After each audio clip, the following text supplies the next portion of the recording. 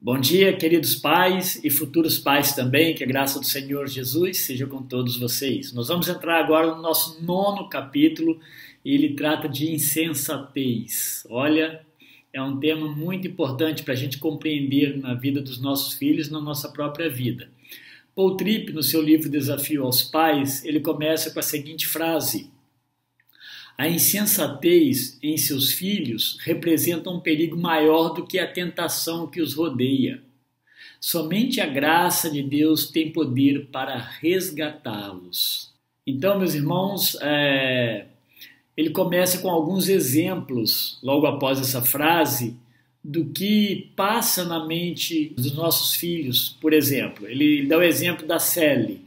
De 2 anos de idade, ela decidiu que não comerá legumes e verduras pelo restante de sua vida. A Cindy tem 6 anos e pensa que é bobagem ela não poder usar maquiagem. A obsessão de Millie é enviar mensagens a todos os seus amigos durante a aula. A Jennifer é simplesmente obcecada com a sua aparência. Ele diz então que todos esses são casos de insensatez que estão presentes na vida dos filhos desde quando eles são gerados. E você, pai e mãe, precisa saber o que a Bíblia diz sobre isso. E, na verdade, você vai lidar com o que rege as palavras e o comportamento deles, que, na verdade, é o coração. Infelizmente, muitos pais cristãos desconhecem esse fato ou o perdem de vista e, por isso, creem que sua função seja controlar e direcionar o comportamento dos seus filhos. Desse modo, dedicam toda a sua concentração e energia ao cumprimento apenas da lei. Ela tem o poder de revelar o pecado deles, mas não de transformar os seus filhos. É algo muito bom, mas não é suficiente. Provérbios 4:23 diz assim: sobre tudo o que se deve guardar, guarda o teu coração, porque dele procedem as fontes da vida. Isso significa o seguinte: filho, se existe algo em que você deve prestar atenção, que seja nisso. Faça disso a sua prioridade, ou seja, o coração. Por que é tão importante que seu filho tenha conhecimento disso? Porque do coração procedem as fontes da vida. Ou seja, significa que a vida de seus filhos ela é controlada pelo coração. Isso quer dizer ainda que as palavras e o comportamento de seus filhos fluem daquilo que reside em seus corações. É o coração que leva seus filhos a falarem e agirem como falam e como agem. Ira, ódio, amarguras, egoísmos são por causa da falta de amor em seus corações. A própria desobediência deles é um problema do coração. Sim, é verdade. O problema é o coração, e não somente o de seu filho, mas também o seu coração. Então, não se esqueça de que a mudança duradoura no comportamento de seus filhos sempre percorrerá a vereda do coração deles. Se o coração de seu filho não mudar, a mudança em seu comportamento não será duradoura. Isso significa que cada momento de disciplina e correção deve ser acompanhado de admoestação ou conselho. E Deus, nessas ocasiões, lhe oferece uma oportunidade de falar sobre o coração do próprio Pai, do próprio Deus, ao seu filho. Então, faça perguntas, conte histórias, use ilustrações, qualquer coisa que faça com que seu filho tire o foco de si mesmo, saia da defensiva e examine seu coração. Dessa forma, você não os ameaça, você não os manipula, não tenta provocar neles sentimentos de culpa. Essas são ferramentas negativas que muitos pais usam para não serem obrigados a lidar com o coração dos filhos. Jesus, ele veio para dar a nós e a nossos filhos a única coisa que todos precisam desesperadamente: um novo coração. Ezequiel 36:26, ele diz assim: dar-vos-ei coração novo, e porei dentro de vós espírito novo. Tirarei de vós o coração de pedra e vos darei coração de carne. Jesus veio para que nosso coração pudesse ser transformado.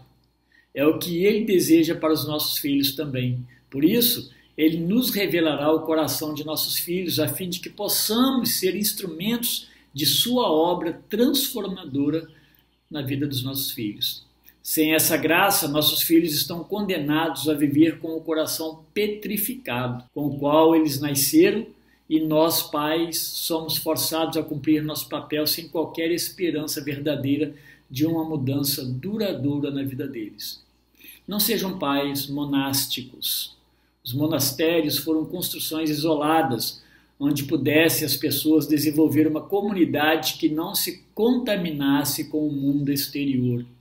Mas o problema continuava, porque dentro desses muros haviam pessoas, e pessoas cujos corações são pecadores. Assim, não é expondo seus filhos a todo tipo de cultura ou criando-os como em um monastério que você vai resolver o problema. Então, prepare-os, sendo tão somente um instrumento da graça de Deus ao seu coração. Como já disse, é essencial compreender que eles agem insensatamente, e essa insensatez é um dos principais perigos enfrentados por eles. Um perigo do qual não podem escapar, pois reside no próprio coração deles. Os insensatos precisam de ajuda. O insensato olha para o que é bom e vê algo ruim. Ele olha para o que é falso e vê como verdadeiro. Percebem? O insensato, ele pensa que está sempre certo. Ele discute com o sábio e dá ouvidos a outros insensatos. Basta a gente lembrar da história do filho de Salomão, que chamava Reoboão. Dispensou o conselho sábio e deu ouvido ao conselho insensato. Seu filho tem o coração de um insensato e por essa razão representa um risco para si mesmo e precisa desesperadamente dos braços salvadores de Deus, estendidos mediante seu cuidado como pai e como mãe. Vocês tirem um tempo e leiam Salmo 53, dos versos 1 até o 3. Das diversas manifestações de insensatez, a pior delas está na negação da existência de Deus. E negar a Deus é viver sem o senso da necessidade da sua própria autoridade, de sua sabedoria, de seu poder e de sua graça. E é o pecado que reduz nós e nossos filhos insensatos, fazendo com que vivam como se Deus não existisse, e ao viverem desse modo, eles se sentirão atraídos pelo que é errado e resistirão quando vocês lhes pedir para fazer o que é certo. Que coisa terrível! Assim, a única esperança para um insensato é o Deus que todo insensato de alguma forma rejeita. Dessa forma, como podemos ser um canal visível da graça invisível de Deus na vida de nossos filhos? Então, 4 sugestões Paul Tripp deixa para finalizar esse capítulo. Primeiramente, a glória. A única solução para o apego de nossos filhos à sua própria glória é apresentá-lo a uma glória maior. Nossa função, então, como pais, é abrir os olhos de nossos filhos para a tremenda glória de Deus. Deus projetou o mundo intencionalmente para que revelasse a Ele próprio, o próprio Deus.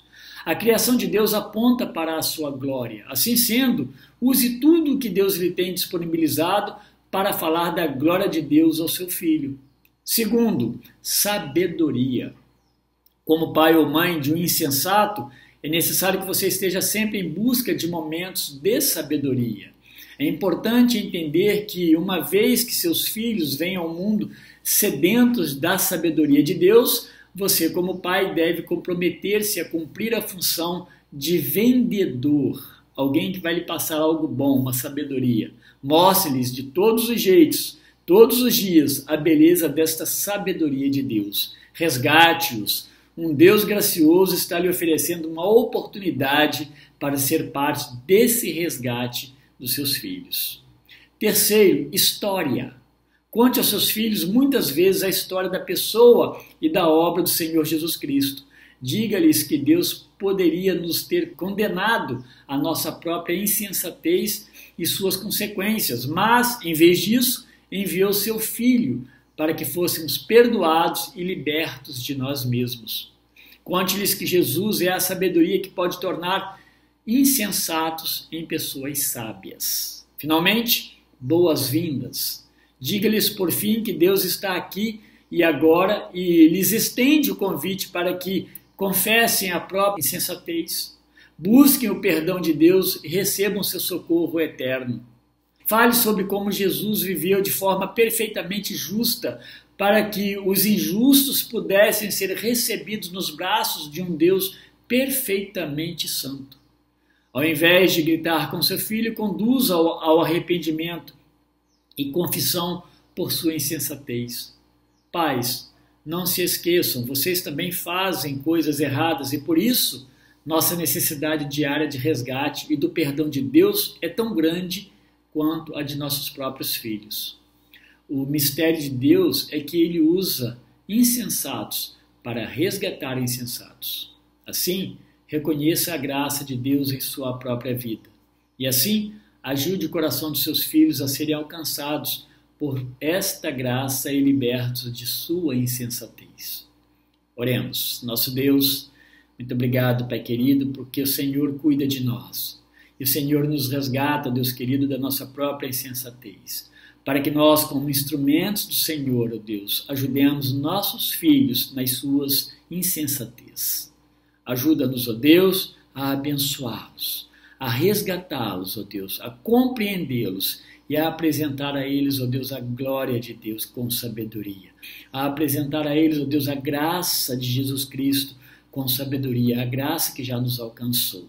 Nos use, ó Deus, como instrumentos fundamentais e principais nesse resgate, na vida e no coração dos nossos filhos. Em nome de Jesus. Amém.